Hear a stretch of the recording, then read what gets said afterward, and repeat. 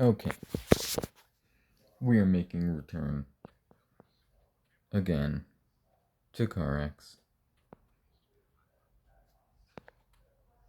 I mean, we've already made a return. I just mean we're back for another video in CarX.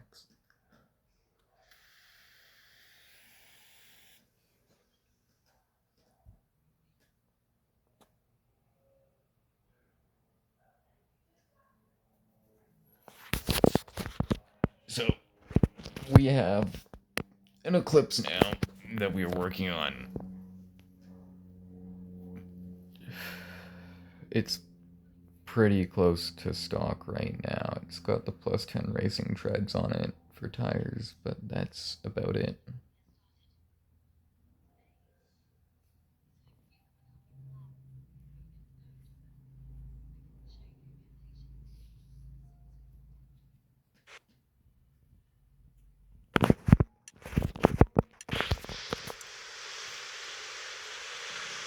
Yeah, this is it.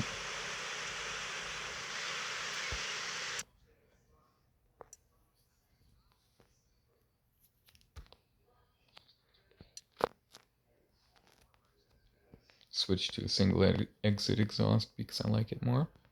Looks nicer in my opinion.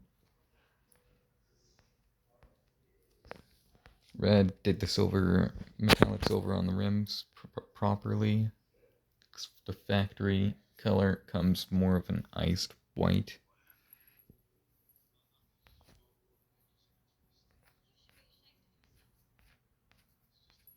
Yeah, it's just a stock body Eclipse.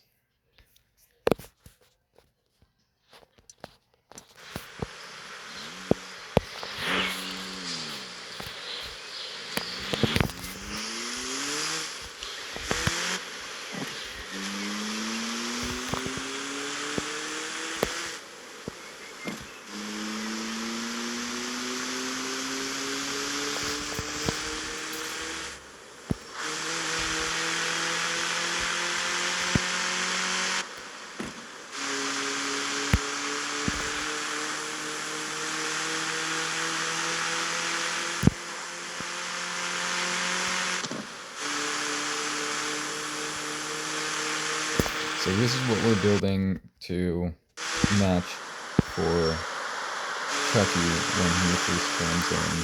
That way we have cars fitting to what they have, because we don't start in with the cars that me and Perk have. The cars that me and Perk have are very heavily modified, 90% of them. And even the ones that are lightly modified, the way we do our modifications makes them very much amplified from what their stock performance would be, and it would be completely unfair for me and Perk to be driving our modified cars of high class in multiplayer with Chucky, and Chucky's just modified class 1. So me and Perk are building modified class 1s, because that's what Chucky will have. You, on your first day, you build modified class 1. To what extent of modified, that depends on how much playtime you put in, and how much progress you make, just in general, within that playtime.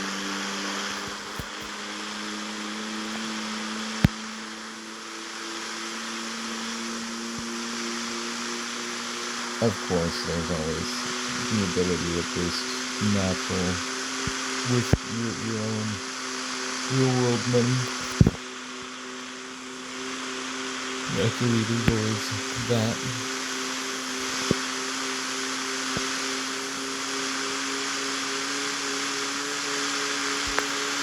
This Eclipse is a 5-speed.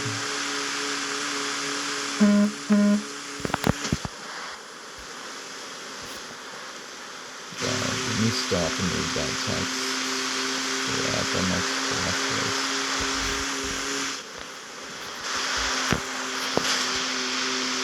I skimmed him. Didn't take away the combo. Just barely skimmed him.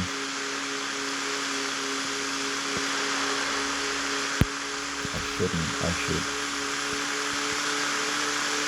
give more caution than that. as I almost do it again. Hey, but I didn't make content. So long as we're not making content, that's what I shouldn't be making content. I should avoid that. Even light contact can be very catastrophic depending on the situation. Because, well, not all of the hitboxes in CarX are done evenly. And sometimes they poke out further than they should. And there's situations where a wall grabs you and stops you like a brick wall because it is a brick wall, but the hitbox pokes out further than what the brick wall actually is. And if you snag it, it's just instant death. So, not all walls are like that, but some. I find it's very noticeable with the walls in the center of the tunnels.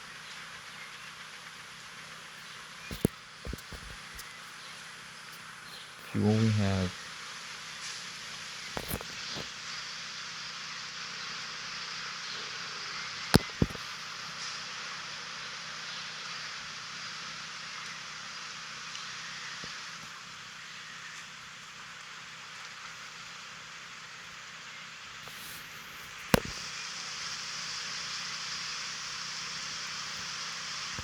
Sweet.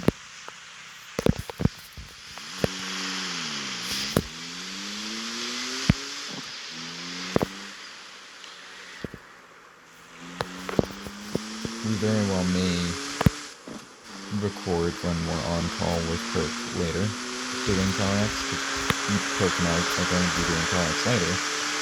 He's on his way home from work right now. Anybody who knows my backstory, I can't work because I have short-term memory loss. If you didn't know that, now you do.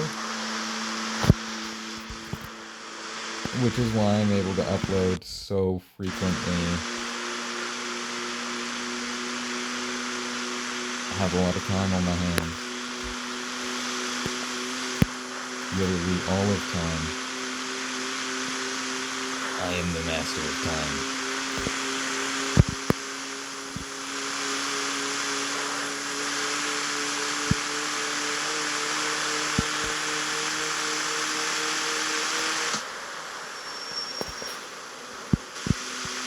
Even with this little motor, I think it's making 185 horsepower. Even with this little NA inline 4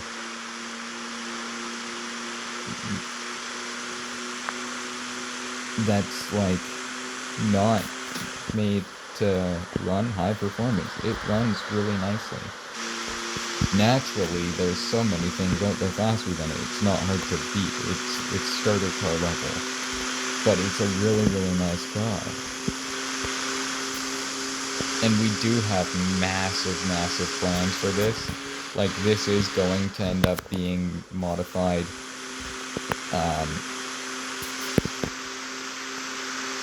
It'll end up, we'll give you idea, it'll end up reaching 8,000 RPM. I'm not telling you how we're doing it, but we're going to do it. Can this engine that's in it reach 8,000? No.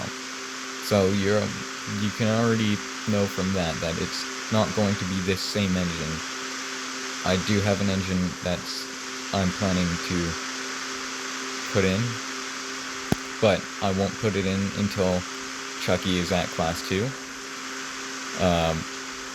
I'm imagining Chucky is going to be buying his Class 2. Most of the time it's more effective to just buy a new car for your Class 2 than it is to build the car you already have. Because often you start off with... Oh no, you do start off with either the little Daihatsu pickup, the Miata, or the... the EG6 Honda Civic. So, often, when you finally unlock C2 and you have the money to do it, often you just want to buy a new car because, well, you just beat C1 and you want to get out of the starter car. That's normally a person's objective. Now, in this case of this Eclipse, you could move, if you're like brand new player, like Chucky, and you get a starter car, and then you move to Class 2, and you have money for a Class 2 car, you could buy a Class 2 car, yeah, 100%. Or you could buy one of the higher performing Class 1 cars, like this Eclipse, and upgrade it into a Class 2 car. And there's pros and cons to both. Pros to buying an S1 and building it into an S2, or sorry, I should be saying C1 and C2, because those are the categories. I don't know why S came into my mind for category. Class 1 and Class 2 cars. When you're building a Class 1 into a Class 2, the pros of that is it's much more unique to you, because you're building the car out. So you can have a bit more pride in actually building it to that class rather than buying it and racing it in the class you bought it in. You can take pride in the work more so. You can do work to the Class 2 car and take pride in that work when you buy the Class 2 car, yeah. But you can't do as much work to the Class 2 car without leaving Class 2, because, well, the more work you do, the higher your class goes. So if you start at a lower class, you can do a lot more work. But oftentimes it is going to be more expensive, and it is going to be more tedious, and it's going to be more difficult to meet the requirements for the class above the one it came in off the bat until you've got some good upgrades into it. So, which is also why you could naturally stick to the Miata or the EG6 and build those out.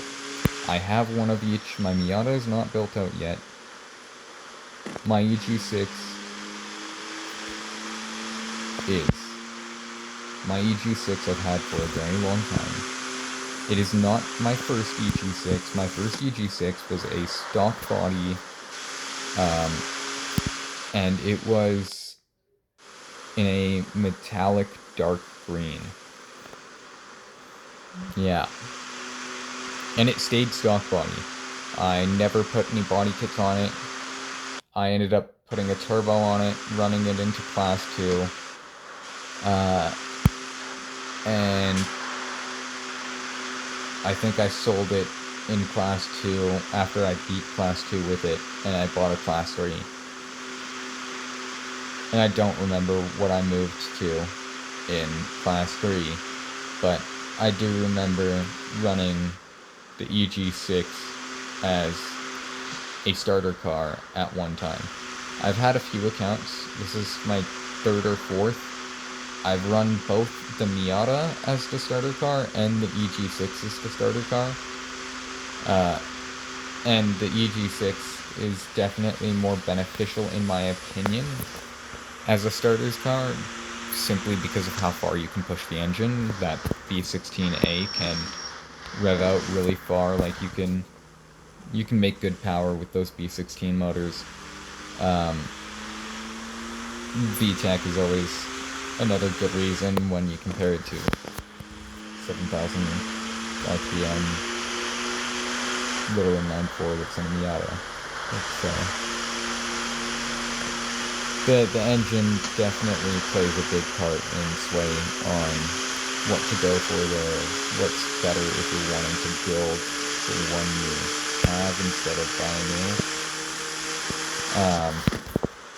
But if you want to buy a new, you can buy a new Class 1 car and build it to Class 2. And you have those benefits of it's very much unique to you, and you can do more work to it, in which makes it more unique to you. Also, you can you get more control over the way the car is set up, which is a massive advantage. It might not seem like a massive advantage, but depending on how the car is set up, can play a crucial role to how well the driver can handle the car, because everybody handles a vehicle differently. And if you buy a Class 2 car, there's only so much you can do to it to make it handle the way you want. However, it's often cheaper and often can make more power and reach higher speeds easier with a factory Class 2 car than a modified Class 1. But it does fall down to how it's set up in the end.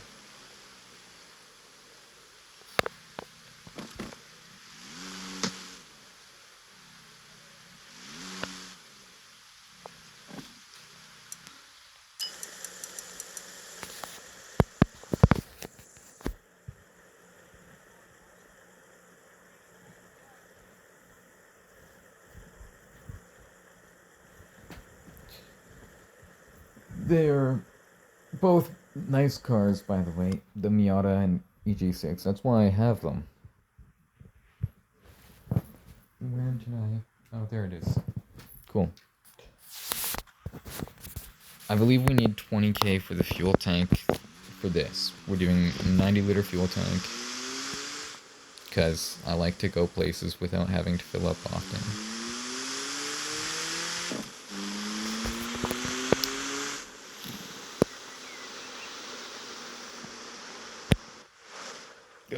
No, I don't want to teleport there because then I'll miss cash boxes, but damn it. Okay, we're gonna have to stop back at the gas station that's here at the Speedway. I know, we just filled up, right? That's just how it is with a 40-liter fuel tank and a Class 1 car. Well, more so with a 40-liter fuel tank, but Class 1 really struggles to get good fuel consumption around the large circuit out here because it's more of a high-speed orientation in which low horsepower is often heavy on throttle for high speeds. However, often much more controlled. I don't need refuel yet. We need to check for cash boxes. I got distracted.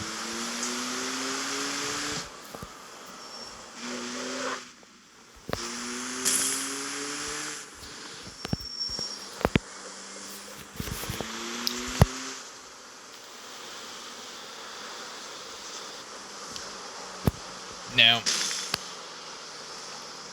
new players would not be making the money we are making right now off of cash boxes. They would have made maybe 1,500 bucks off that, if lucky. 2,000 maybe.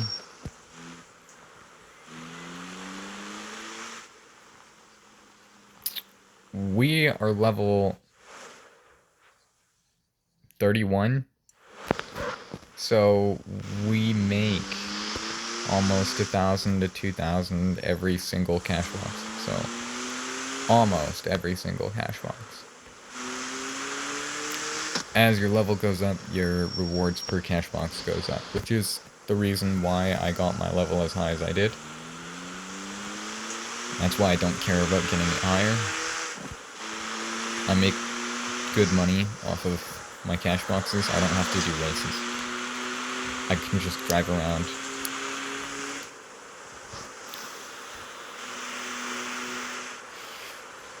And if you know where they spawn, they only have certain spawn points. The thing is, only a certain amount of them spawn in at one consistent time. And it's not like they just randomly despawn, as far as I know. But when you collect one, the one you just collected will now spawn somewhere else, is how that system works. It is odd, and it is odd chance of happening, but it is possible for you to collect one and have one spawn literally in front of you like 100 meters away. I have had it happen. I have seen it firsthand. That's how I know that it's possible, is because that's the only reason I know that the system works this way, is because I've collected one and watched it respawn in front of me about 100 feet away.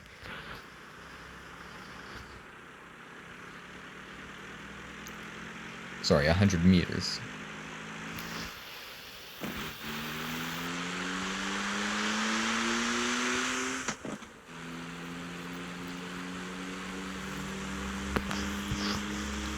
That's the only reason why I know that the system works like that. And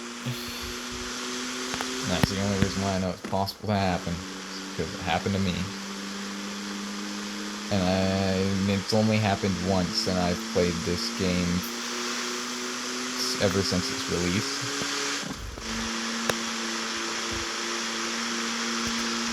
Ever since its beta.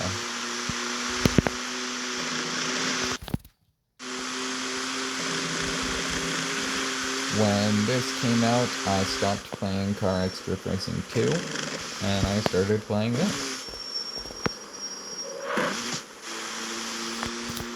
Because CarXStreet is just better.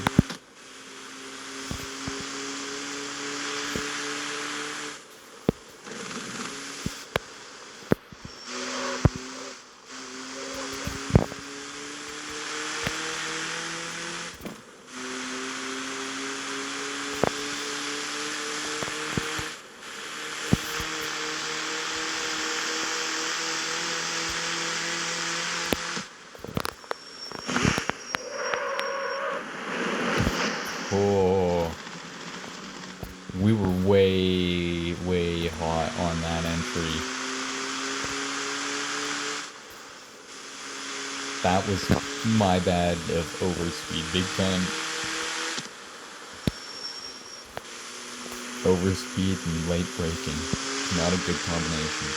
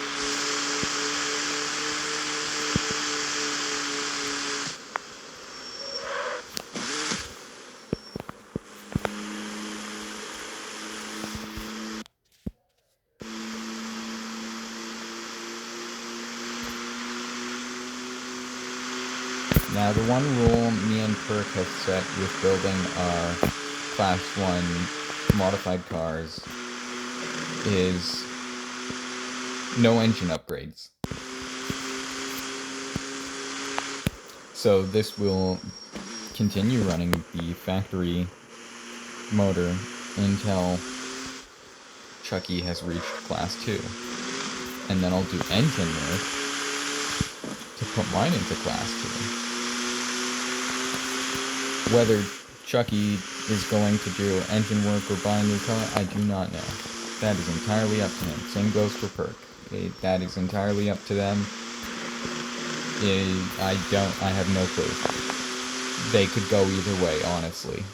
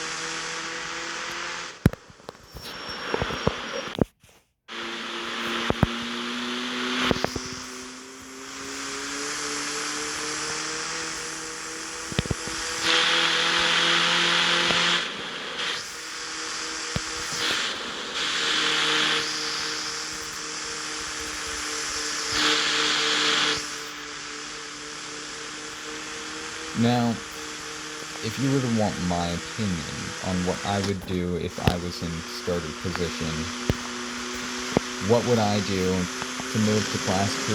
I would go through extra efforts. Honestly, like, if I fully restarted the game, I would go through extra efforts. Once I beat the Class 1 club, I would then go beat the second Class 1 club. And then, once I had both the Class 1 clubs beaten and a good amount of cash, at least 200,000 on side, I would buy this Eclipse. I would most likely... Well, if it was the EG6, I would keep it. If it was the Miata, I would probably sell it just to have the extra cash on hand, so I could buy and rebuild a Miata easily. The EG6 is something I would enjoy driving much more often than the Miata, because, well, if it were built for C1, I wouldn't be running a engine swap in it, which is the only reason we still have a Miata, is because we intend to engine swap the one that we have. Because it's a really good car with an engine swap. And it can be really, really good in low-speed handling. And if you set it up right, it can duel with high-speed handling. It can be a really fun, good car. It just needs to be done up right. But if I were C1 starter, I would recommend going Civic, because Civic, you don't have to worry about engine swap. You don't have to... I can't remember if you have to worry about transmission. No, well, you don't have to swap... Like, yeah, I shouldn't say that. You can put in aftermarket transmissions if you do need to do a transmission swap. You don't need to pull a transmission out of a different vehicle and all-wheel drive swap or anything like that. Because that is how I do my my drivetrain swaps. I just pull whatever out of another vehicle, or I buy an aftermarket from another vehicle, and then pull it out of that vehicle and put it in. So I don't have to worry about the gold cost for the drivetrain conversion, because that's stupid. It really is. Just pull an all-wheel drive transmission out of something else if you're looking for the all-wheel drive swap. Just get an all-wheel drive car, install an aftermarket transmission, that'll pull out the factory one, and if you're wanting the aftermarket one instead of the factory one, just reinstall the factory, and it'll pull out the aftermarket that was installed. And then you have the aftermarket all-wheel drive transmission in your inventory, and then you go and install it into the car you want to install it into. And that's how you do a drivetrain swap. Yeah, pretty simple. Just a bit costly on silver. Far better than paying over 100 gold. Like, that's absurd. I don't even make gold anymore. If I were to make gold, it would be from the car delivery, which is like 3 gold a day. Very, very low. See, now you guys can see why I want a 90-year fuel tank in this. Because then I can run 3 laps of this track without having to take a stop for pits for fuel. And that would actually be ideal for tires. I mean, I would be able to get 4, probably 5 runs if I... Oh no, I'd be able to get 5 runs with these, because I can keep my tire wear rate at less than 15% even with a high horsepower car if I am focused on conserving my tires throughout the entire lap. And that's while pushing with a high performance driving fashion. Means I'm still pushing the car hard but I'm not pushing the car hard enough to wear the tires badly. I can keep the tire wear less than 15% of wear over an entire full lap, even with a 500, 600 horsepower car. And I do have cars that are more powerful than that. Oh! Those are the grabs and skims I'm talking about. You can tell we didn't actually hit it because it would have brought us to a genuine full stop. Like, it would have grabbed our front right corner and just turned us and slammed us right into it. It would have been horrifyingly catastrophic.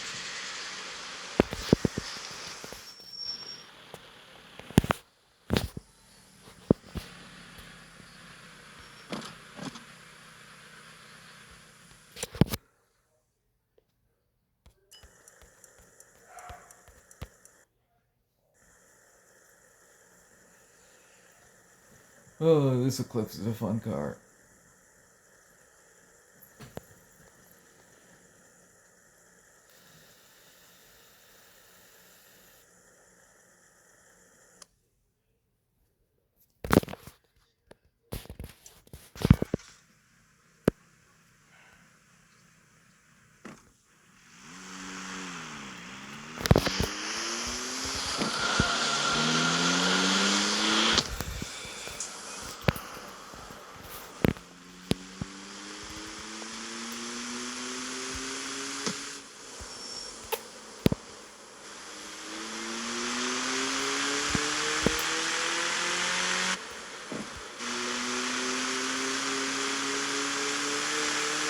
Got me red line early. By 2000 RPM, actually. That's why when we do our engine work, we're going to do an engine swap and get this to run out to 8000 RPM. And I'm not telling you guys what engine is going in it. You can sit and ponder on that. You'll see it when it happens. It'll happen when Chucky does C2. If I have to grind out a bit of gold just to get it done, I will. I very, very much like the Mitsubishi Eclipse, especially this generation and this body style. And it's the front-wheel drive 5-speed, which I love. It's staying front-wheel drive, it's staying 5-speed. We are going to tune the gears.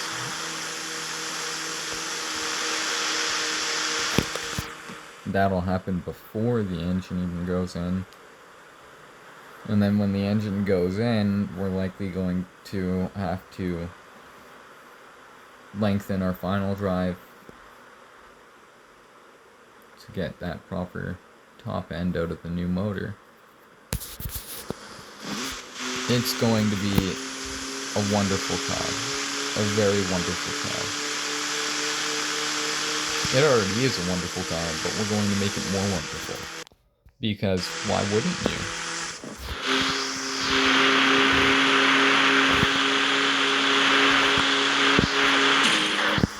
I didn't realize that the barrier was coming up there, and I had nowhere to go, and I tried to split it even on both sides, but that was not effective. I should have just went on the outside and went around.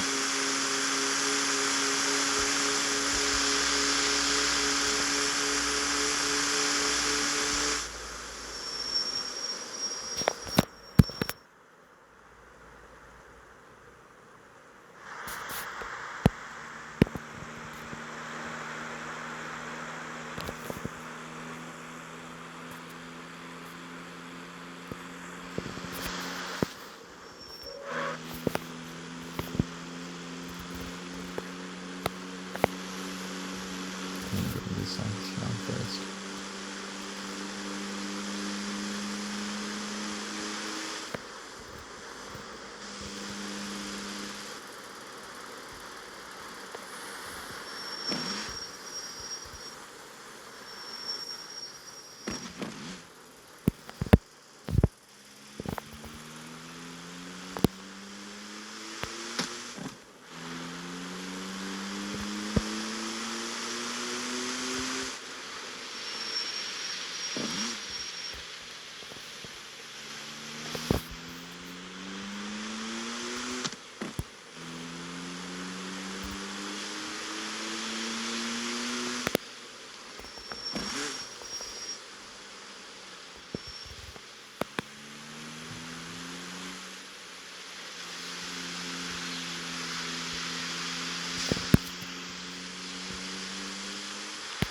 Damn. Took that wide as hell, bro. Chill.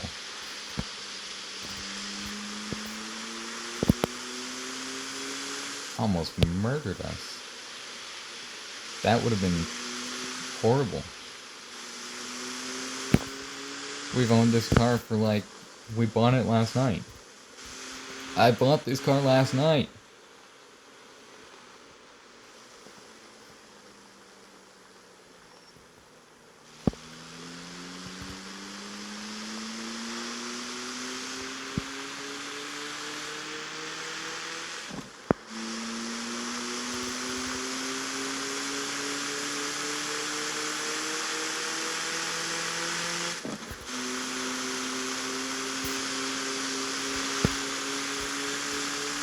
This is enjoyable to drive, though. It's not very fast. Doesn't have to be fast to be enjoyable, though.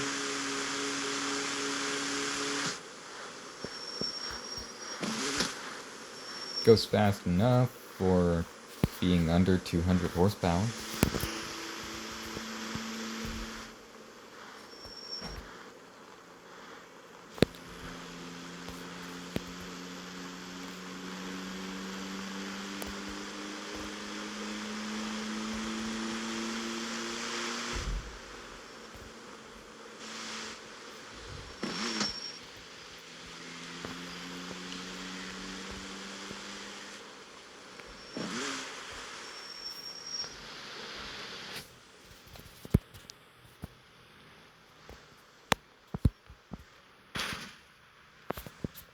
That was tighter than I thought.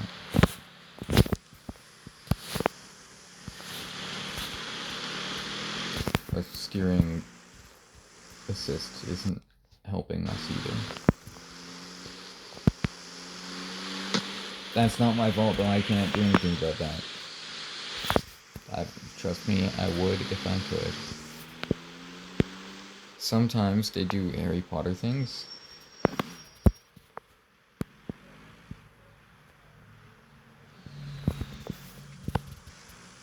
Oh no, it was just over there.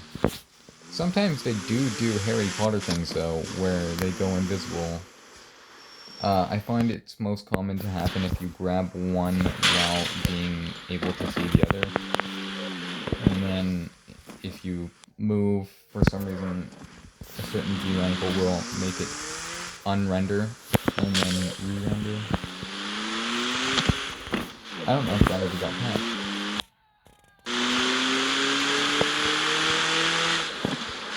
It's been a thing for ages, so I don't know.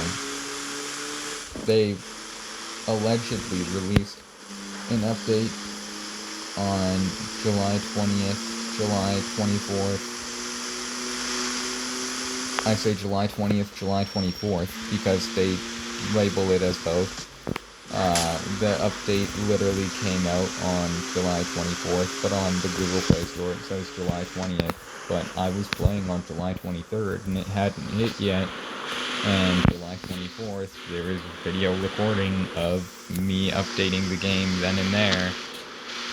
And I was playing with a friend July 23rd. And we hadn't gotten the update then. Both of us have confirmed that they were lying about uploading the update on July 20th. Because it didn't actually hit until July 24th. Which was interesting.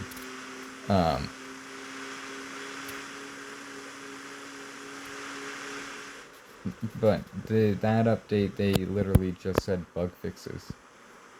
Nothing else. And it's like, would you care to explain on that? What bugs did you guys fix? Like, you do an update and you're just like, bug fixes. General bug fixes. And it's like, what is that even supposed to mean? You're not giving us much detail here. Why? What is that? What did you change? What did you fix? I wanna know what got updated. Or did you just update the game to make it look like you were working on the game.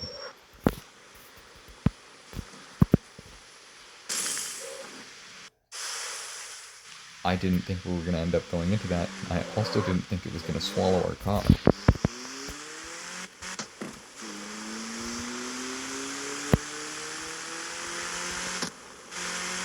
But it did.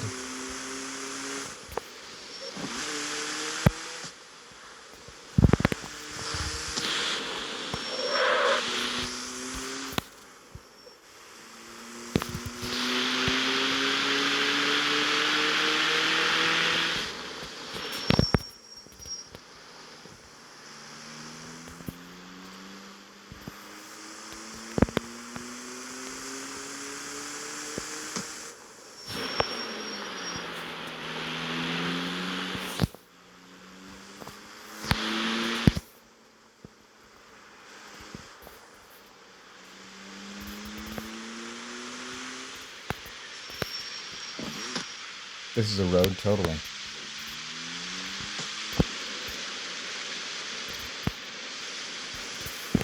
We need the money.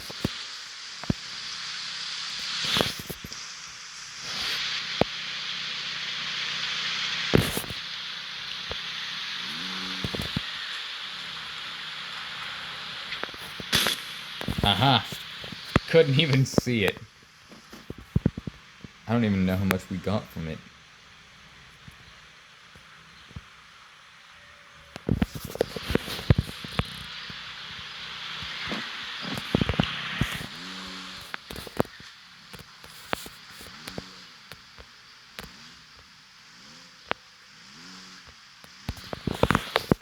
Why will you only turn, like, such a little amount, and I have to, like, floor it from a stop in order to get you to turn any sharper?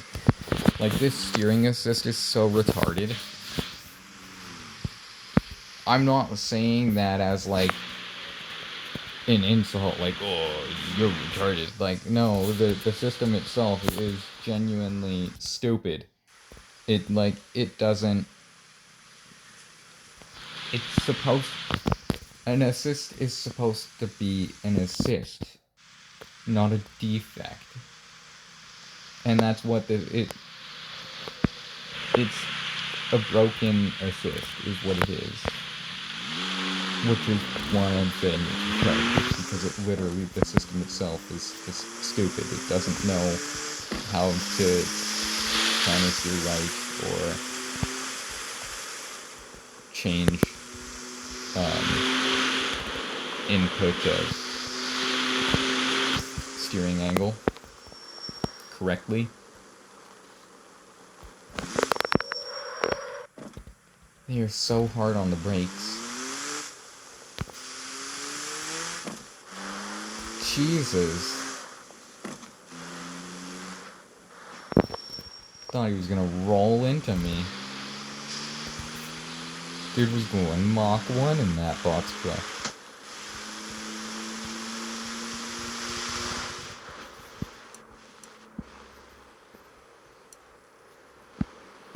I normally don't drive in third person, but it does give us a better view when we're searching for cache boxes. So I can scan the full horizon of left to right, what I can see.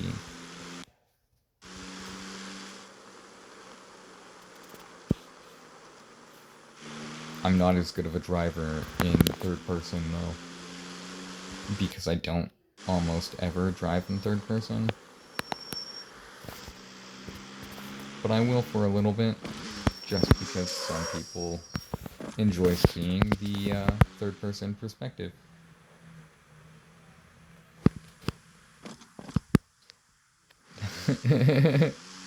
Those two shifts was all it took to kill RPM and kill the engine.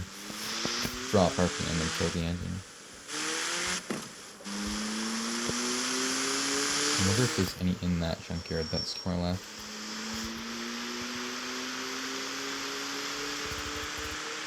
Yep, there is.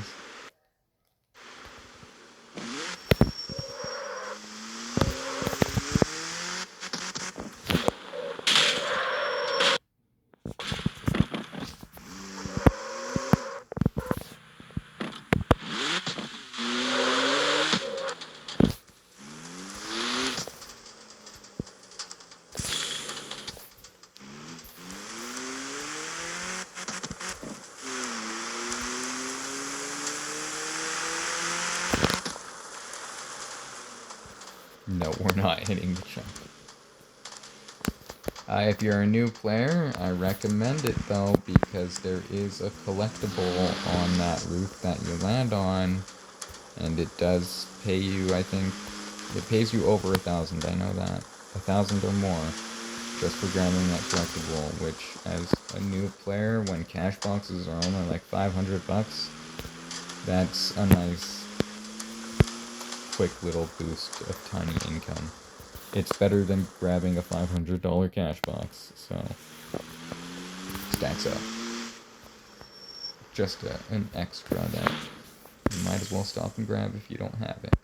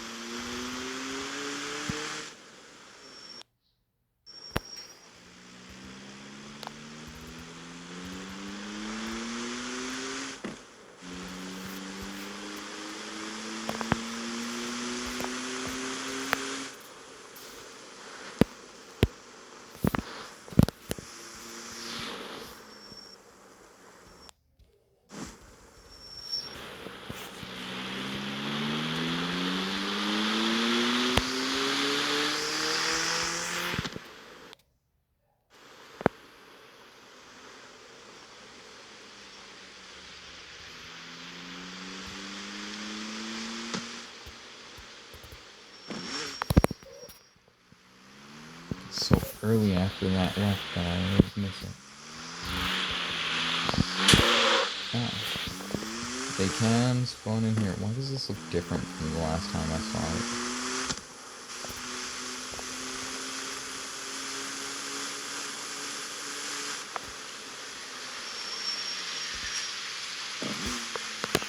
Why did that lane narrow down so badly now?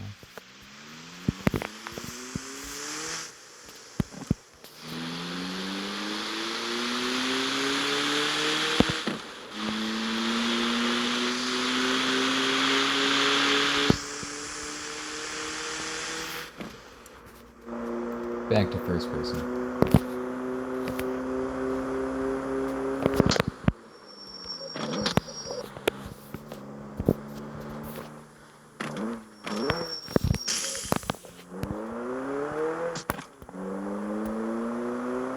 I feel like our driving already instantly got 10 times better.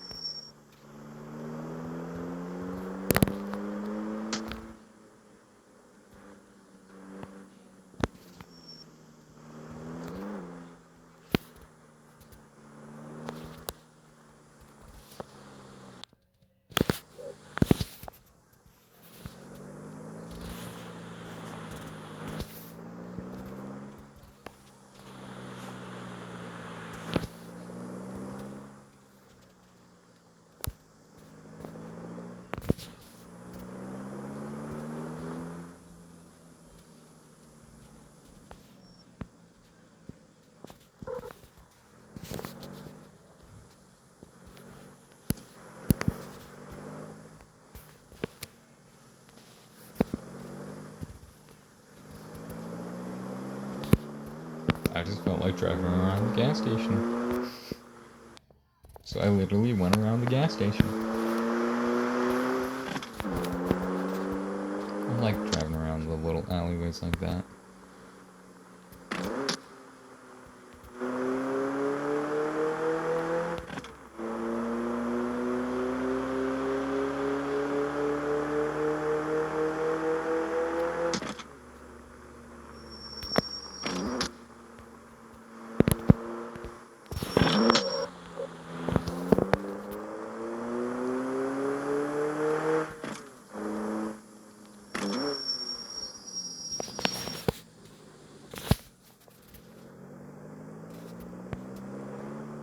Okay, we can go around this first and then go check those locks. And then loop back around.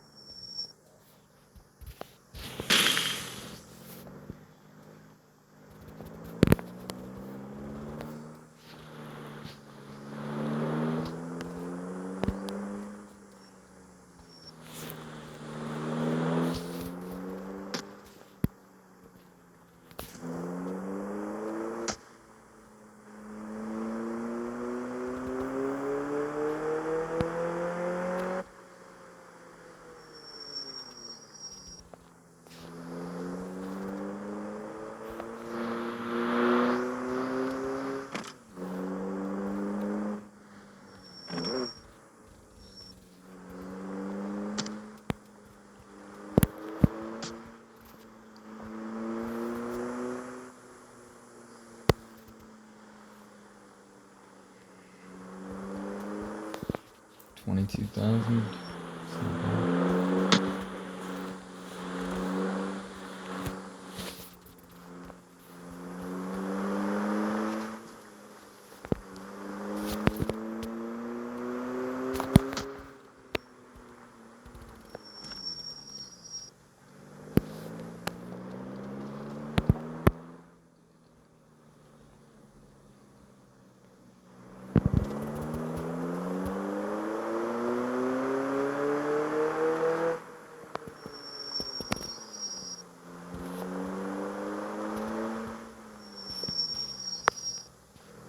And that Z4 that's sitting there, that's stock. Pretty sure that's class 3.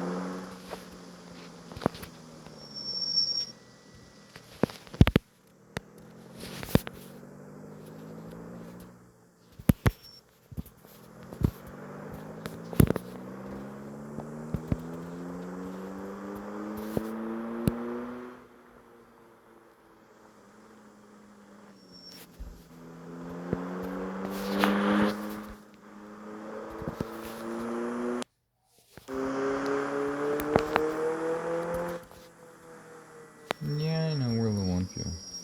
Don't worry about it. It's fine.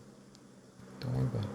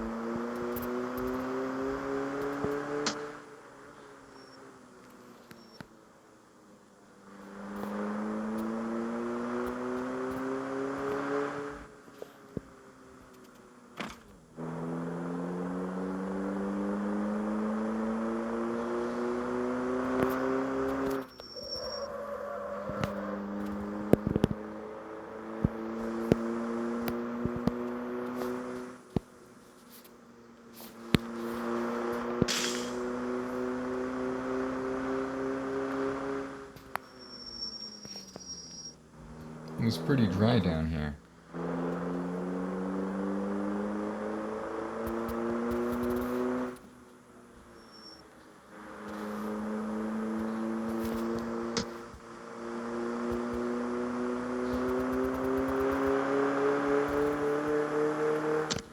Maybe we should go do tow run and grab any CO on the tow.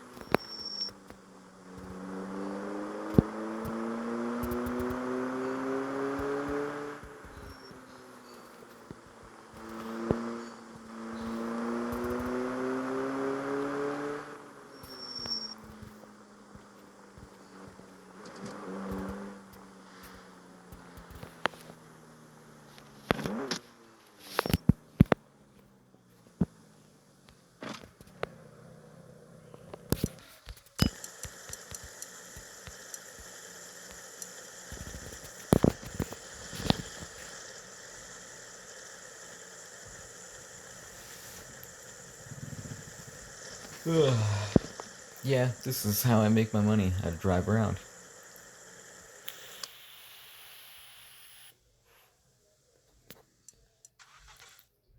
Except I normally do get a... I'm also normally driving something a lot faster, so... You could put into play that I get through a lot of areas way quicker.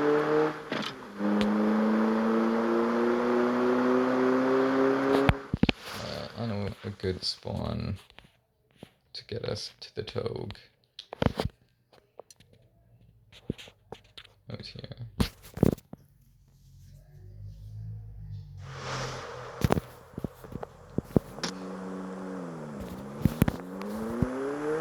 And then I have a house that is, I like to call it my gold mine house because it's almost always guaranteed to have a cash box there. And the reason for that is because there is about 9 different cash box spawns or some shit like that at that one house. Yeah, it's pretty insane. I know of 4 up top for sure, maybe 5. Maybe more than that. I know of 3 in the bottom for sure. Possibly more.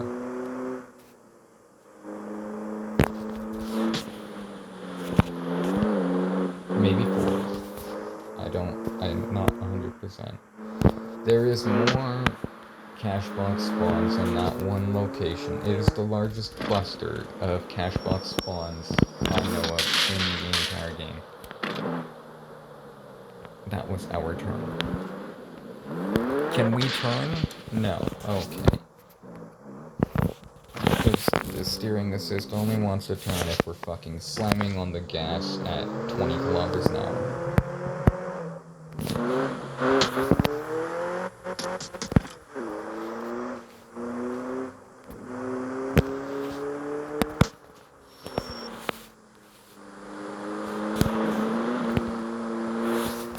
That's the way this steering assist is. It's completely fucked up. Sometimes there's a cash box on the upper level. I didn't see one on the upper level, so I dropped down and that's when it loaded in the one on the lower level.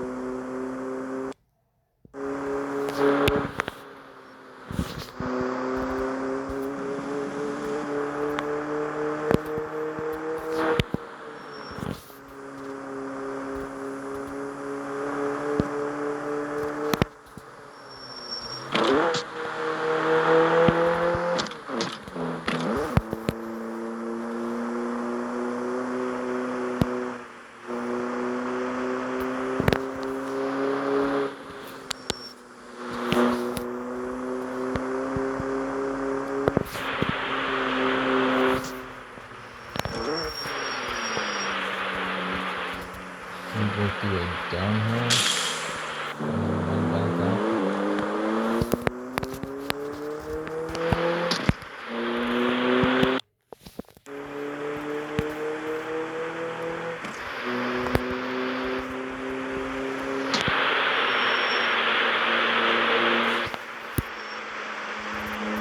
And then continue across the coast.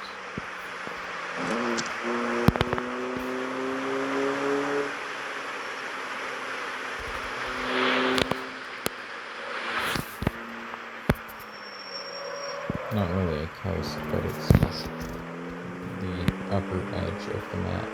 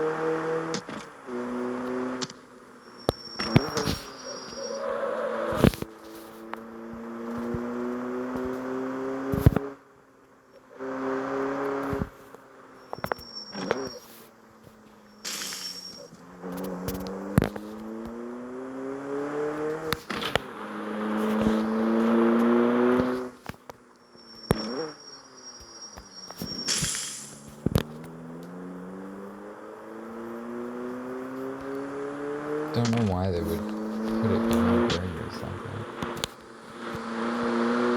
It makes us make a mess of the road.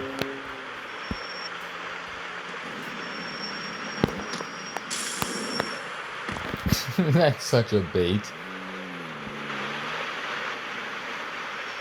Yeah, just jump off. Everything will be fine.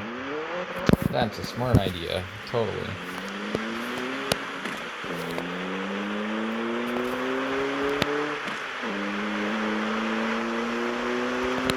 Especially with how fast you come down that, like, not a good idea. Massive understeer there, but oh well.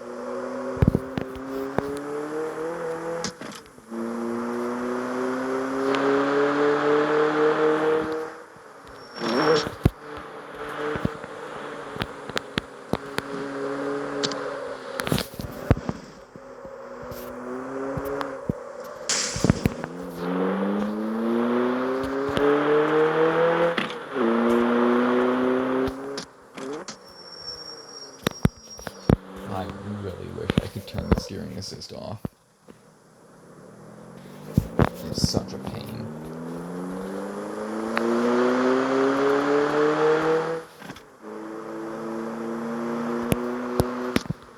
But until people start harassing the developers about it, the developers just won't care. If it's not a problem, they won't care. And if the people aren't making it a problem, it's not a problem. Whether or not it's actually a problem, they don't care. Just whether or not people are making it a problem. That's why it's been screwed up like this for probably over half a year now.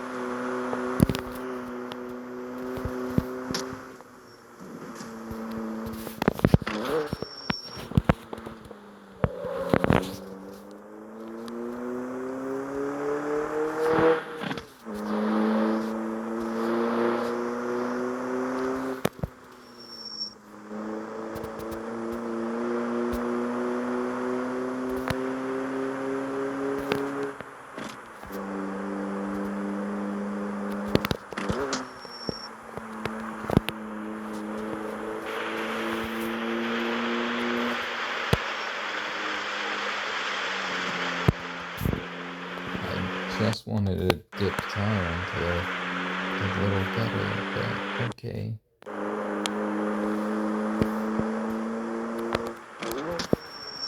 No collision sound. No real feel of a collision, just the screen shake.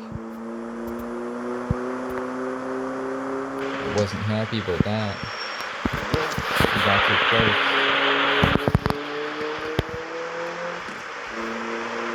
It had to give us a partial touch. Where it touched us, but it didn't touch us. That's what that was. It touched us without touching us. I should really stop saying that in that way. That does not sound good. My bad.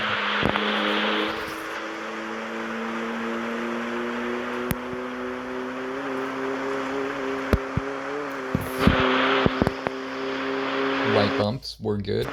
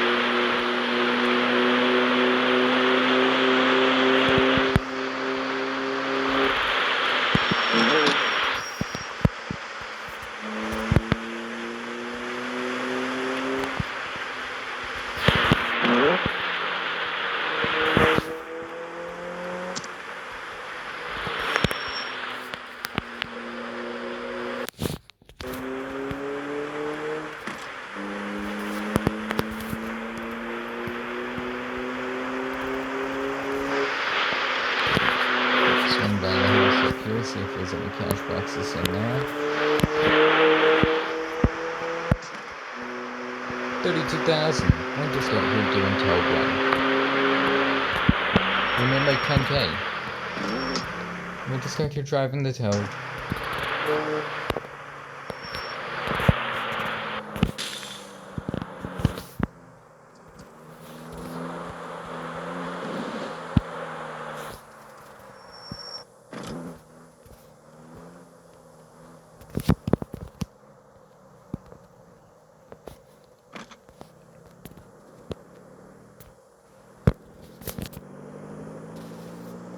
The automated clutch is shit too.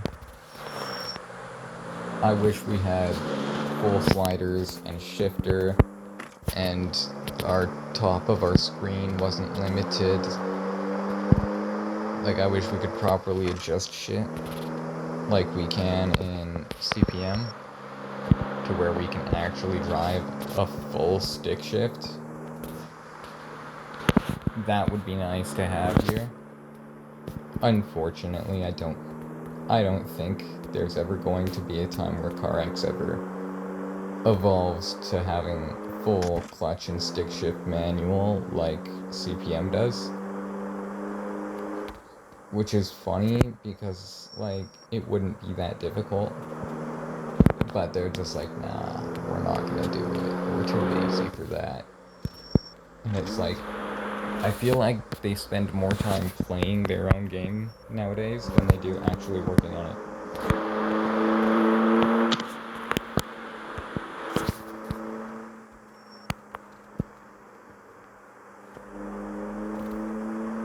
At least that's what it seems like.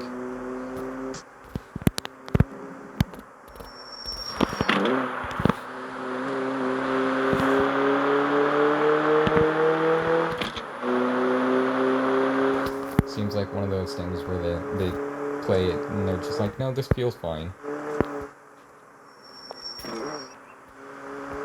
And someone's like, oh, but wouldn't this be an improvement? And they're like, yeah, it would, but I don't feel like it. And it's like, okay, that's kind of a letdown. We should top off on fuel.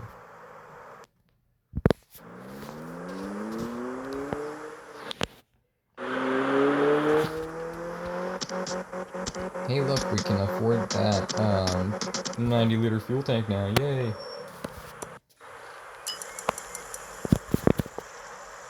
Next time we stop by the engine tuning shop, or sorry, performance tuning shop, we will drop in that 90-liter fuel tank and start looking into what comes next, most likely suspension. Because for now, the gears are fine, they're acceptable.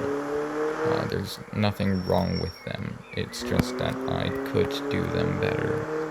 So, that I'm not going to worry about right away. I'd rather get the suspension and tires set up first, and then worry about the gearing. And then, once that's all together, the only other thing I possibly could do would be weight reduction and downforce. This car has not gained any downforce from any modifications I am doing to it, and any modifications that have already been done to it. So I'm not going to be adding downforce, because that wouldn't make sense. It wouldn't make sense for me to add the physical downforce effect without adding something like a different spoiler, or doing actual exterior visual modifications to match that, you know? So we're not going to do that because we are stock body. This is how she looks. No, this Eclipse will never look any different than it does right now. Its rim and tire sizes might change, and its suspension ride height and balancing might change, but none of the exterior parts themselves are going to be changed. It'll always have this body, it'll always be red, it'll always have these headlights and taillights, it'll always have these factory rims. I think they look fantastic. It's always gonna have this interior, stock interior, like it's always going to be a red stock body Eclipse.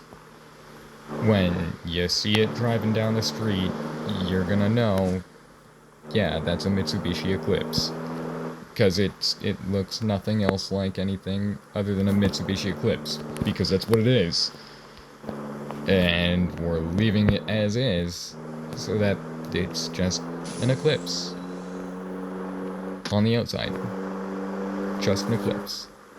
Just a nice, simple, clean Eclipse. That's all it needs to be.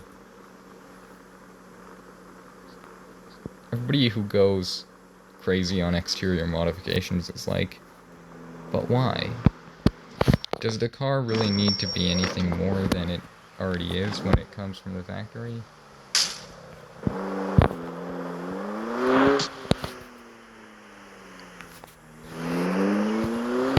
I understand that, yeah, it is cool depending on how it's done. If it there is a point of where it's excessive and a point of where it's done in a professional manner, I would say, where it's suiting to the car itself and the styling that the car itself holds naturally. For instance, if I were to take a 1970 Dodge Charger, put a wedged nose front end on, not like the Daytona, but like the Firebird, and then do a rear wide body on it, and then a massive exhaust that points to the sky, it would look terrible. In my opinion, at least. That'd be a mix. For one, I'd be mixing aero style body with rear wheel wide body, or rear wide body, sorry, RWB.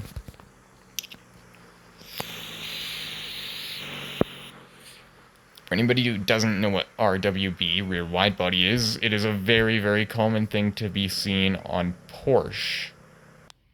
On the 911 in specific, though it was potentially done on others, I don't have the most research knowledge on that.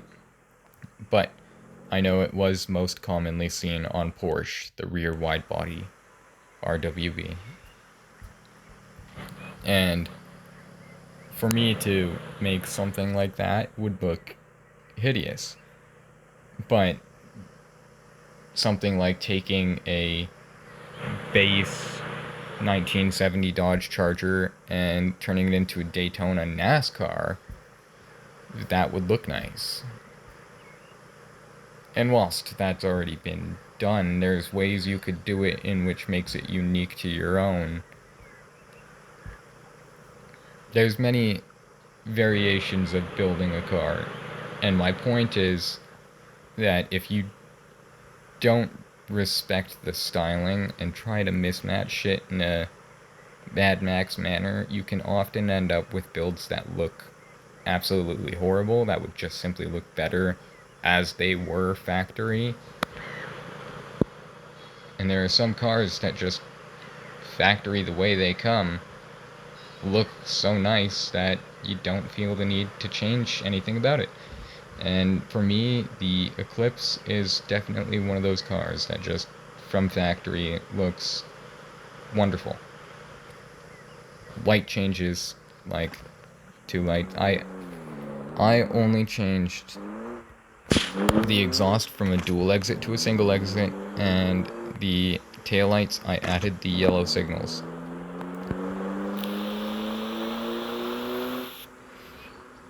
The rest of this car is fully stock body. I think it looks absolutely wonderful.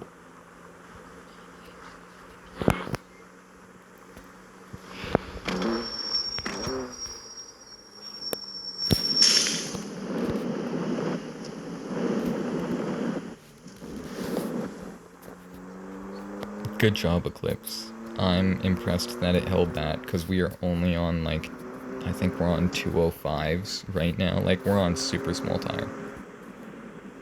Our grip levels are not very high. Tokyo Drift? Oh, just a little bit. We entered too early, and we also had oncoming to worry about. Oh, my bad.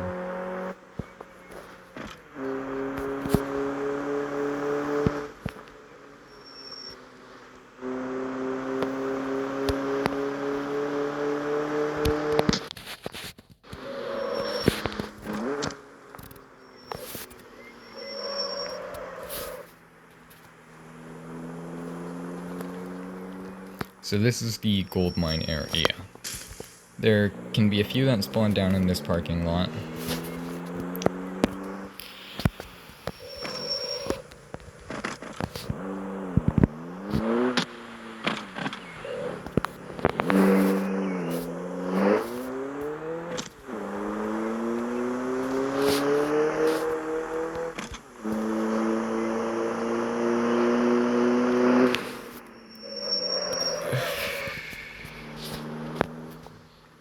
There can be a few that spawn up here.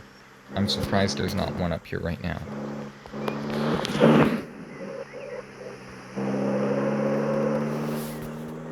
There can be a few that can spawn along the side, on each of these sides. And a few that can spawn back here, like so. See? There's the Harry Potter. You saw the one we drove past, right? And you saw how it wasn't there. It's not there right now. We gotta get a different render angle. There it is. That's the Harry Potter shit I've been talking about. Sometimes they'll go invisible right before your eyes, and you just have to play around with viewing from a different angle until it reappears. And then there's some down here.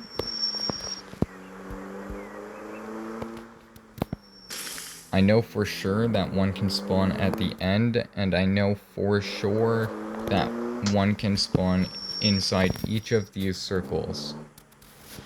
Or no, inside that circle. There is only one circle. For some reason I thought there was a second circle. So I know for sure of 3 that can spawn here, because I just collected the one here. I know for sure that one can spawn at the end, and I know for sure one can spawn in this little circle down here on the right. So, for sure 3 on the underground. For sure 4 above, because count the 2 that were in the back, and I know there can be 1 on the far right side, and I know for a fact that 2 others can spawn up in the further front of the parking lot, which that actually comes to 5 up there and 3 down here. So 8 cache boxes that I can guarantee have spawn points set to here. Is it possible for all 8 of them to spawn in at once? A fucking 100%. Is it likely? No. I'd spend a few months just never ever visiting this place, and then visit this place after collecting all of the cache boxes everywhere, just never ever collect from this area and try to get them to stack in this area. They can stack in that area. I have had a really good run where I got over 6.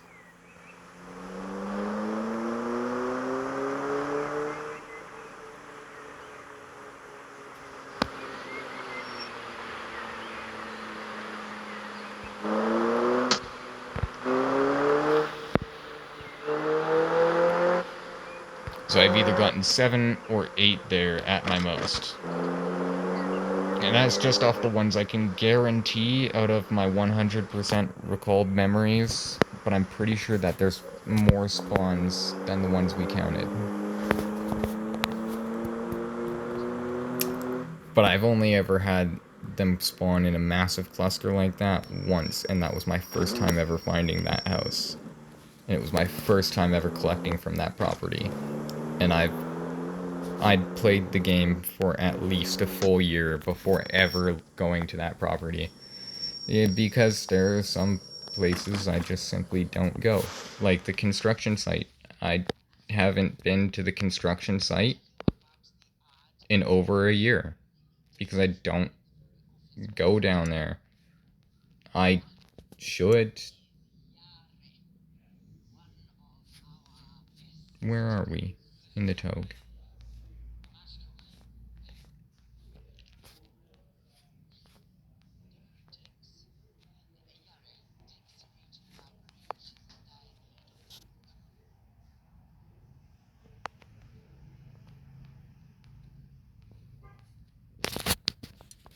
we ended up skipping the top coastline of the Togue, because we didn't connect back up after coming down. So,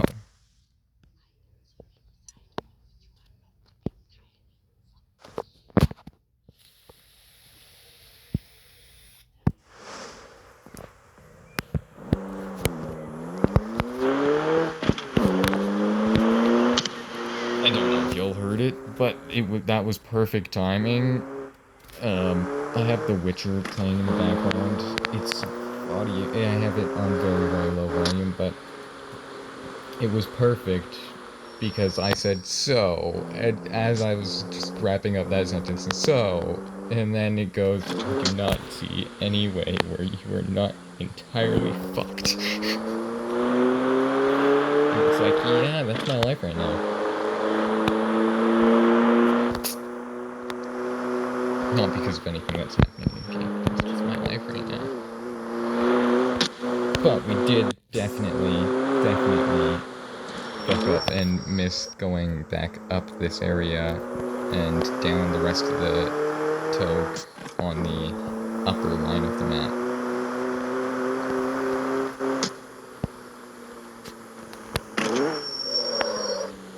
I think this will probably... I think this is our first proper CarX gameplay vid where we're exclusively driving just one car and not switching into any other car. Because we are not.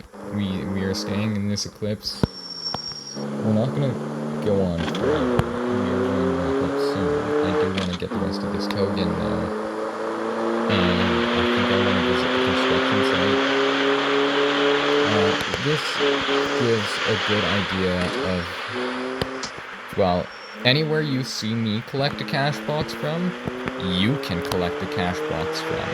It's just a matter of whether or not the cash box has spawned in that spawn. These are set spawn points that are the same for everyone.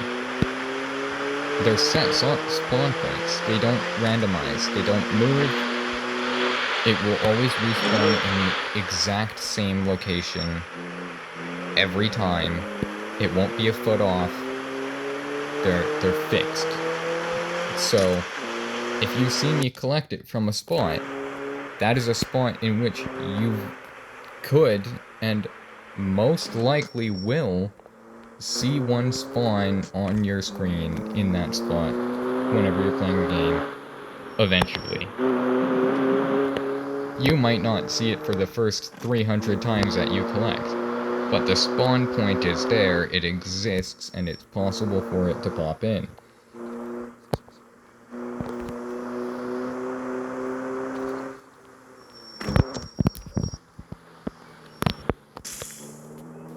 So there's one there.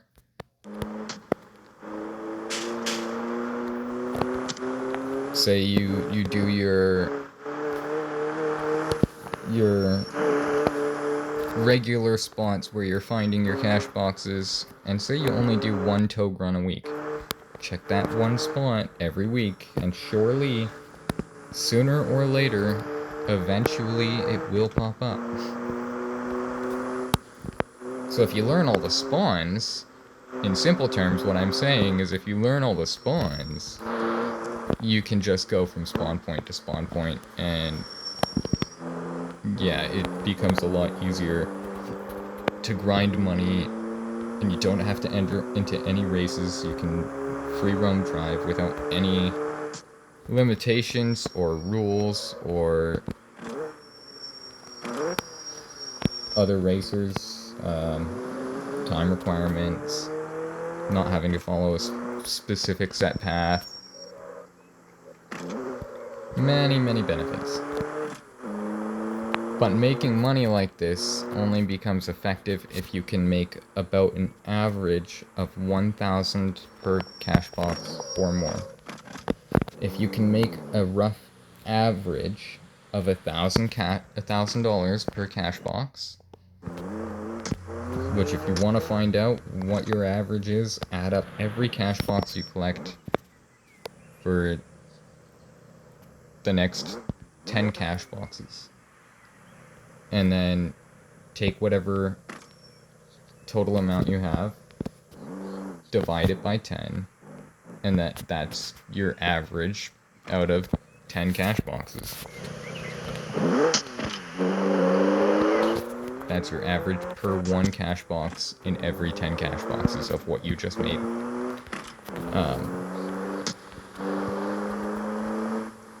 So, if you can make that 1k average or more off every 10 cash boxes, you can make money pretty effectively by doing this method if you learn the spawns. But that requires you to learn the spawns and to have to go from spawn to spawn.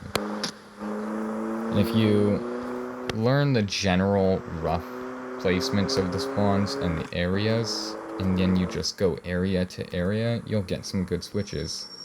And you'll eventually find good spawns of cash boxes. For instance, we ran,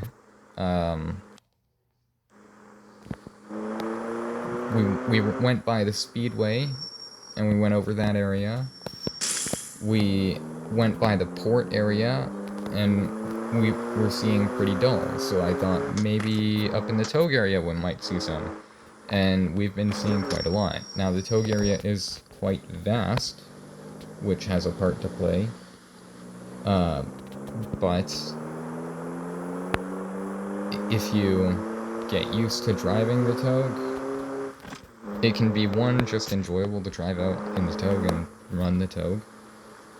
Do coast to coast, go up and down the trails, and collect cash boxes. You'll often end up making a good amount just because of how large the Togue is.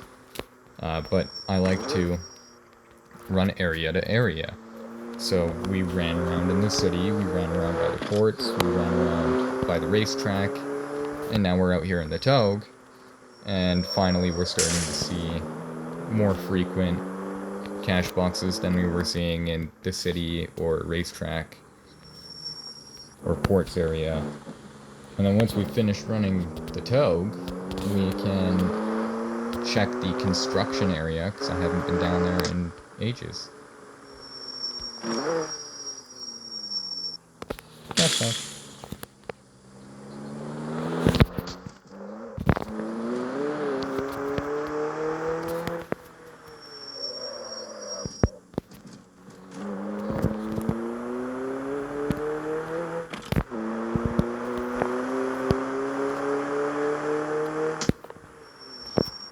And you get to, doing this, you get to drive around to your free will. You can go from area to area at your own discretion, picking your own routes instead of having to follow a race just to make money. And the races can get boring very quickly because they never change. The layouts themselves just cycle back through, and eventually you're doing a race that you've done 50 times over, and it's just boring. Because you've already done that race like 50 times. You know exactly the course, you know exactly that you're going to get a good rating and it's good cash, but whatever, it's still boring because you've already done it 50 times. Whereas if you're just driving at your own discretion, you can change your route every single day.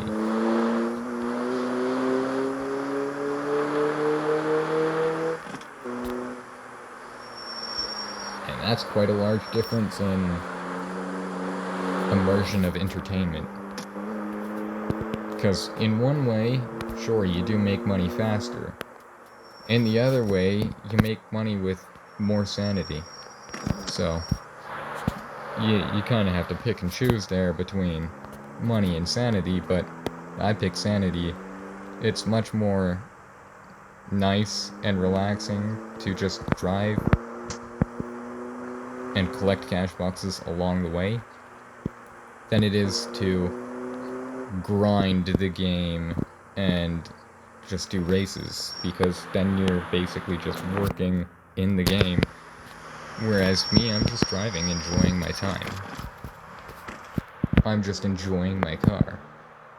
I'm just on a joyride. But if you're racing, you're grinding. There becomes a point of exhaustion because you're constantly driving in a high-performance fashion, trying to get the best time, to get the best pay.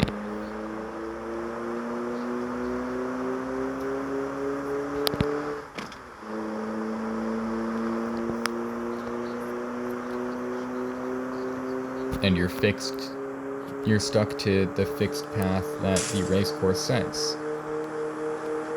Which, again, gets boring when you know the path.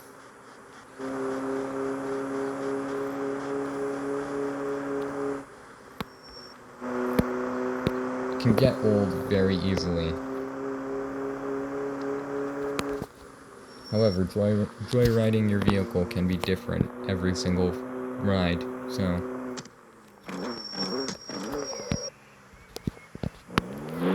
I just want to quickly go up this.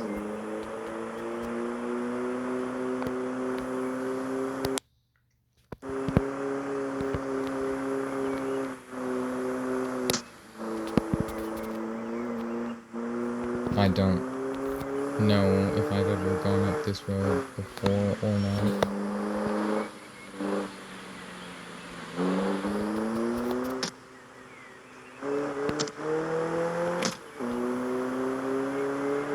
I do know that one can sometimes spawn in the center here.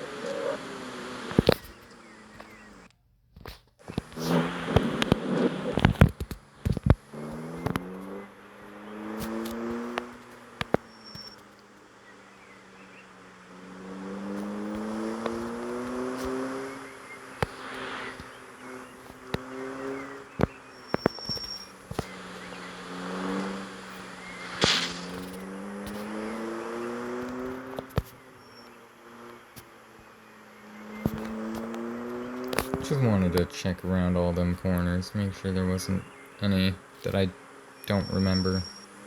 Because I don't remember if I'm spawning in the dirt of the hairpins there.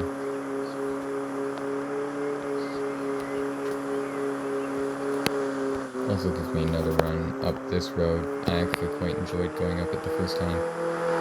It's very odd. Like, the rhythm of the road is very odd. And I like it because it's odd. It's very unusual of a road to drive up. That was quite interesting to, you know, just go up. It felt very odd. Constant elevation changes and twists in multiple directions. Both horizontally and vertically.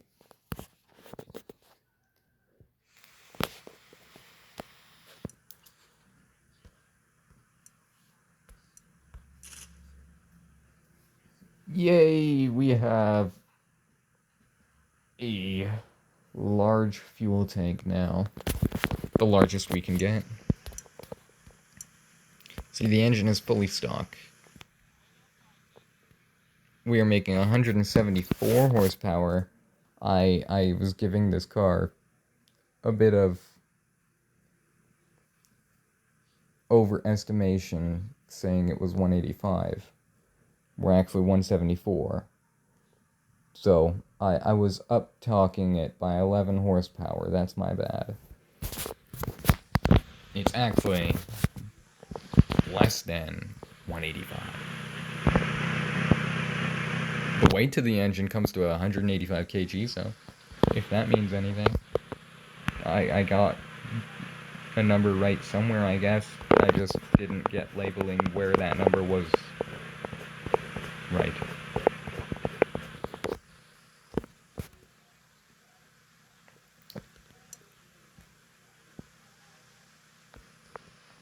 fine with 30 for diff locking, so it's going to keep the factory diff. Yeah, we're on 215s. I thought we were on 205s. Turns out we're on 215s. Suspension-wise...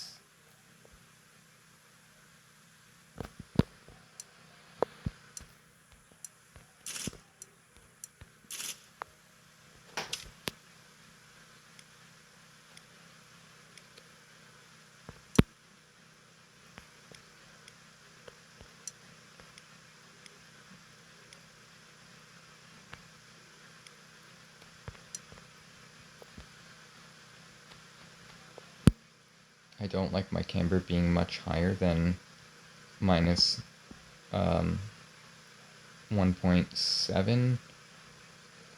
If I can stay under 1.8, I prefer to.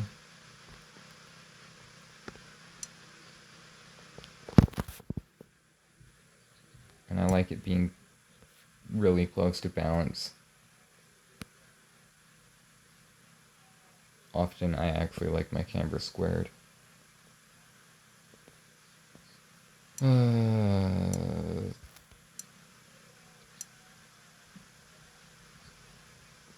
So that'll be 18K. Or 17.8, but it comes to 18K.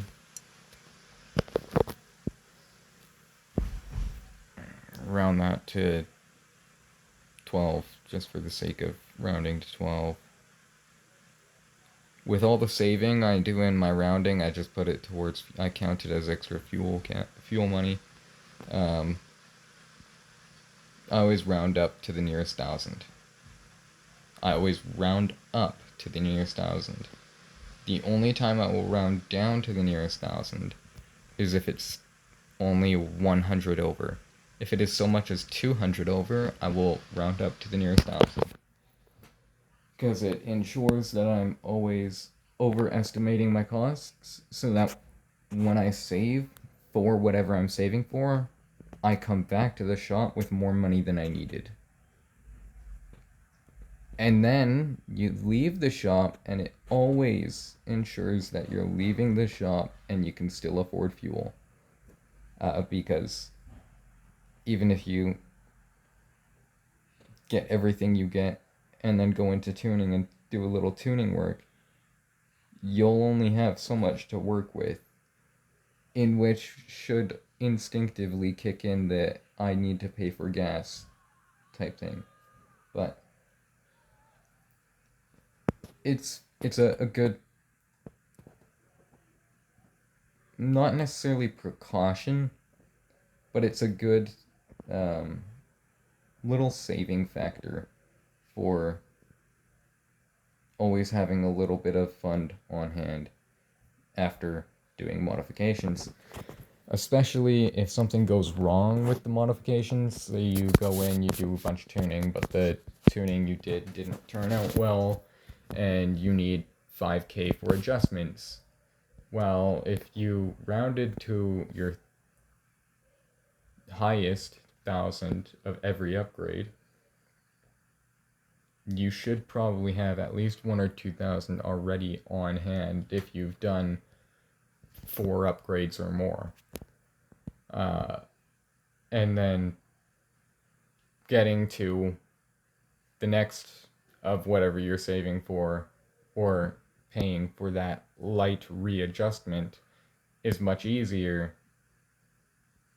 Or say you leave the tuning shop and you realize that you're low on fuel, you have money for cash. Or you leave the tuning shop and you use your fuel but don't make much money. You don't have to worry about being in a complete pinch of needing to make money just to pay for fuel. Because if you hit 0, that is the case. When you hit 0, you have to make money to pay for fuel. Otherwise, you're just sputtering forever until you find a cash box to pay for your fuel. Which, yes, you can fill up off of basically one cash box with a 40-liter tank. But what if the nearest cash box doesn't show up for the next 2 minutes of driving and you're literally out of gas? You'd be sputtering around for 2 minutes, and it would just be an eyesore and a pain and an irritant to deal with, something like that. So I try to never let my cars get in that situation. Speaking of which, we should fill up now that we have a full 90-liter tank to use.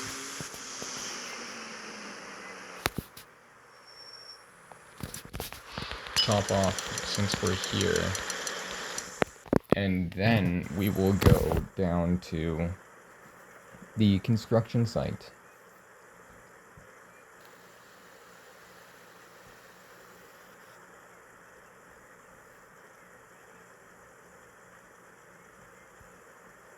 We're not going to go through too much of the dirt.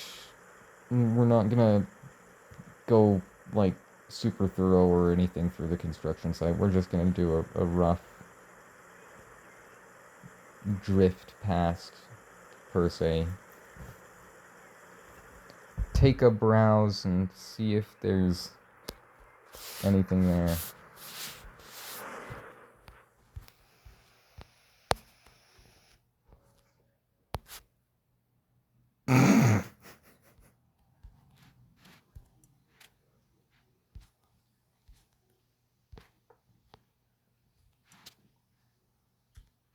No, I didn't want you to click anything on that, but you did.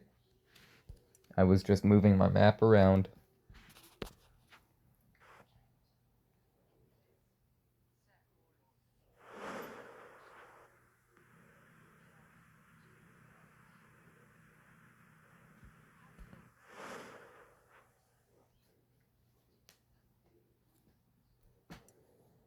No, well, okay, fine. This is the new event. Yeah, our events are only 5 days. They used to be longer than that.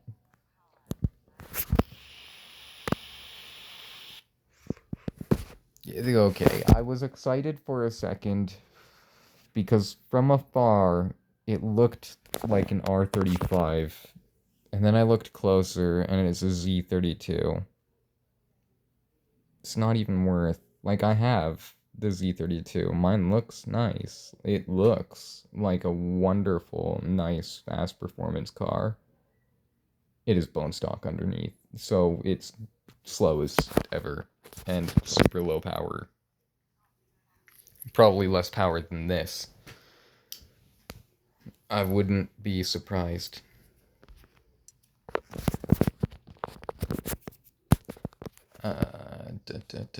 Where?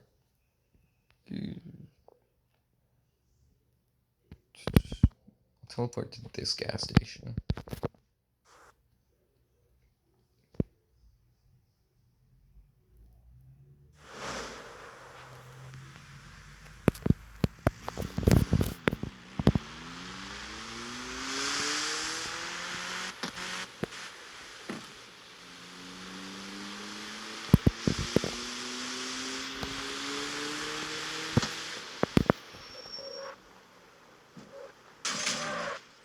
Well, I'm sorry that I'm not able to turn my camera to check if it's safe to pull out.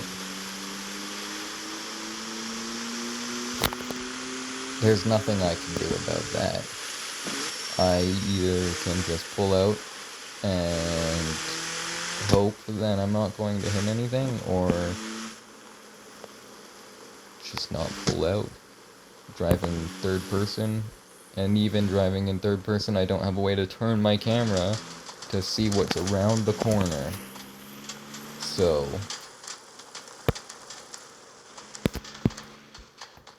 I'd just be limited to what I could see around the corner from this view. But even still, there's only so far to the left I can see that at that rate of speed, it would just be a T-bone. Like it was.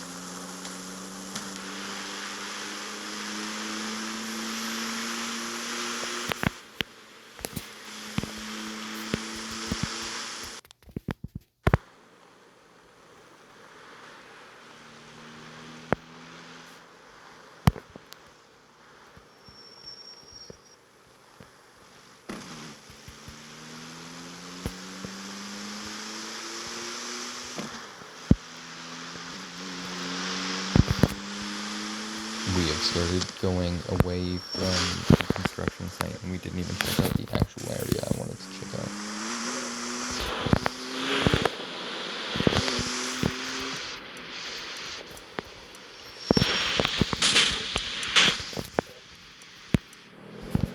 There we go.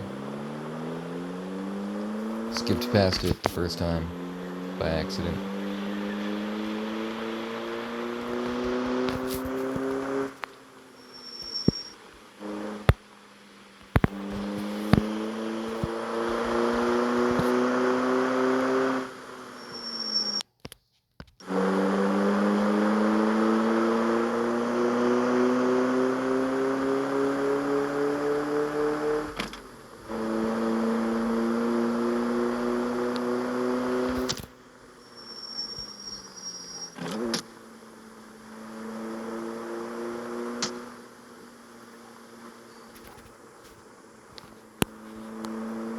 We're doing some illegal shit.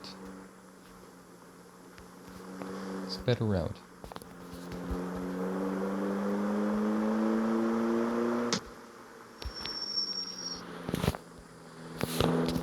It was the fastest way I could turn off to go this way.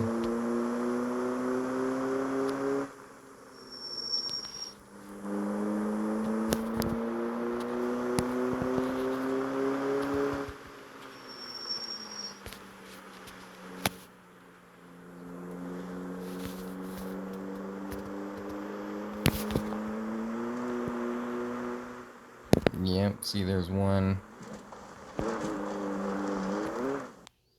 If I can see it, cool, but I'm not gonna go out of my way to... I'm not gonna start sifting through the dirt here if I can't already see it. I don't mind going and fetching them quickly like that, though.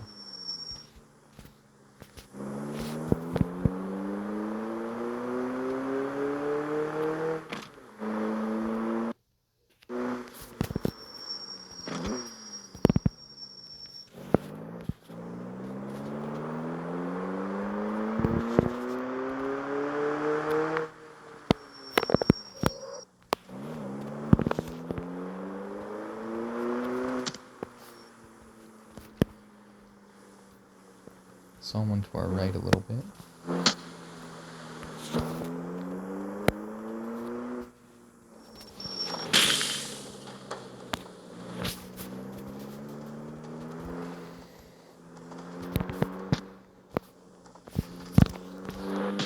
Does that road extend all the way down here? I was pretty sure it did.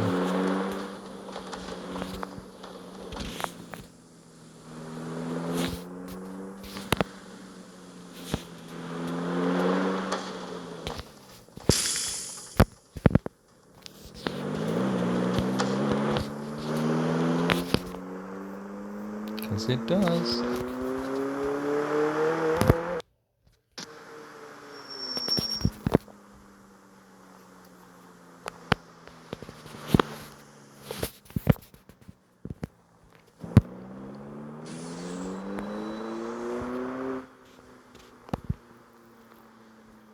I would completely remove that nitrous button if I could.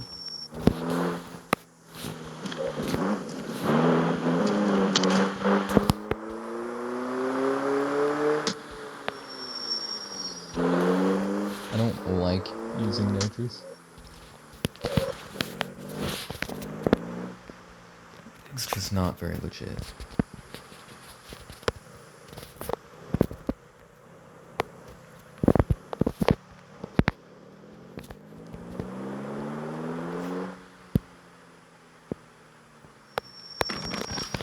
Okay, all corners have been checked. I did a general sweep.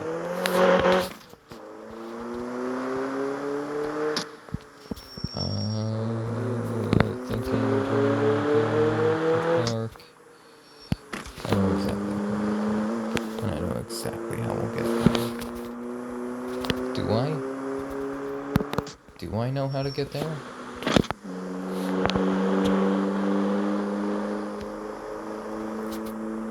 I know how to get there.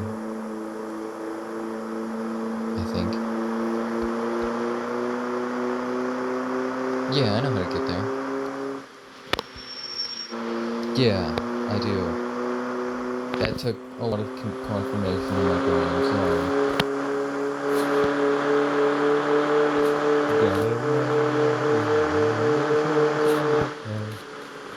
Sorry.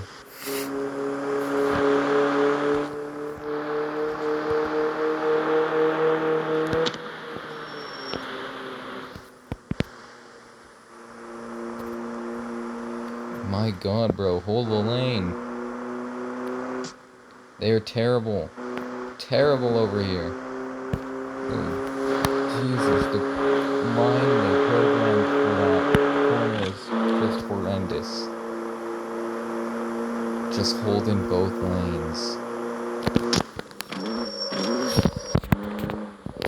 Oh, I thought we were gonna skim it.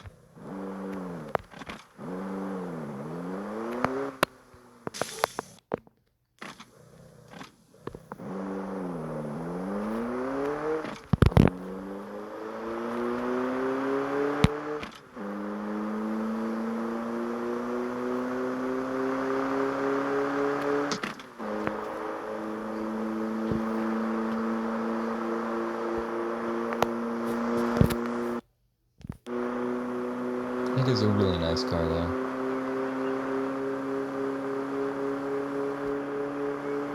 I'll be much more happy with it when it gets moved up to Class 2. But for that, we need Chucky to be moved up to Class 2, so that's dependent on when Chucky reaches Class 2. Which won't be for a while, because Chucky is still yet to get his new phone. He said that's coming soon. So, once he gets his new phone, that was a lot shorter of a turn than I thought it was going to be. Once he gets his new phone, then our,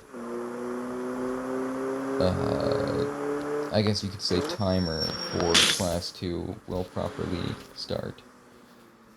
And then we'll get this car running in a really, really nice fashion when we finally get the engine work done to it that's going to put it up to Class 2.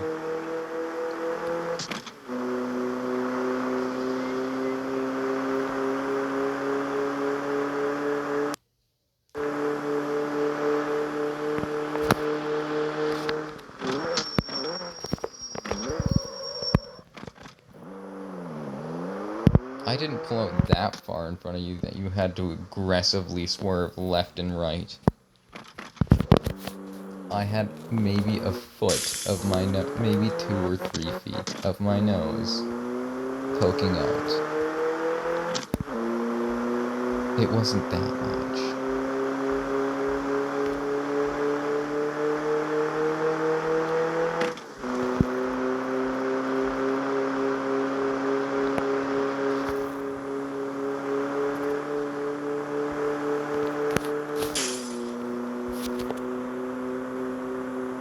I was a little off to the left, and that gap was tighter than it seemed.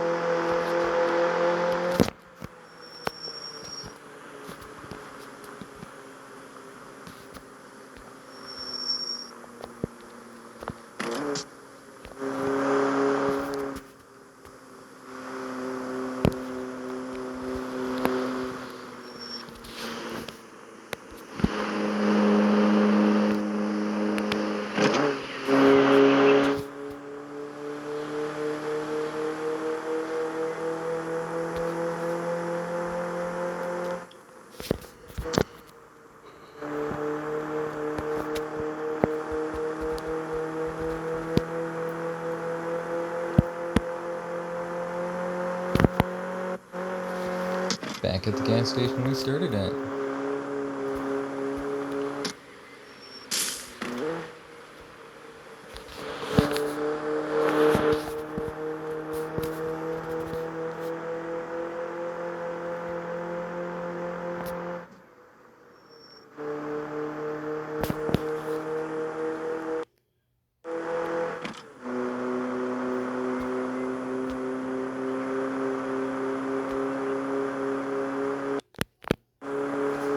No spatial awareness.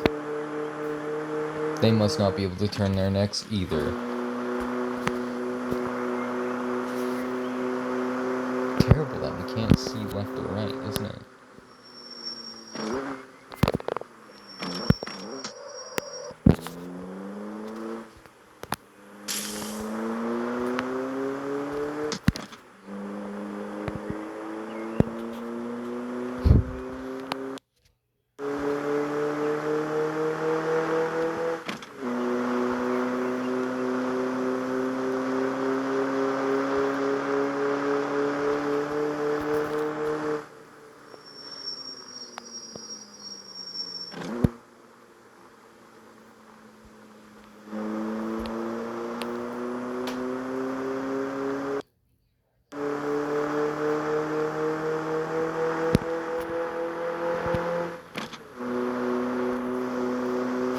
They made that look super dramatic.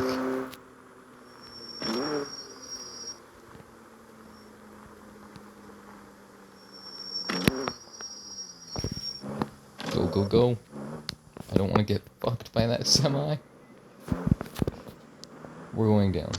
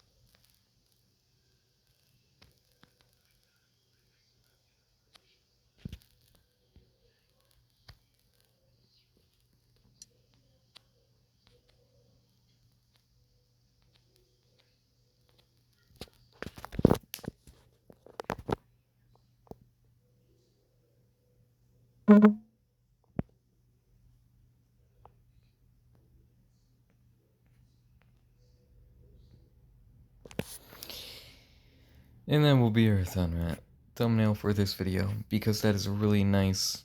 This is why I bought this house. It's because it has a really nice overlook. You got a lift there, which is an absolute pain to park on with the steering assist the way it is. My Charger has gotten on that lift before, though.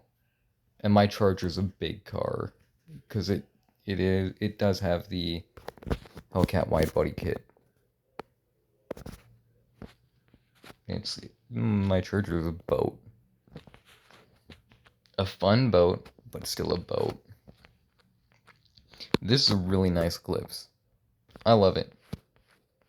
I'm happy with it. But that is where we are going to be wrapping up for today. And I hope y'all enjoyed the joyride in our Eclipse. And I will see you guys in the next one.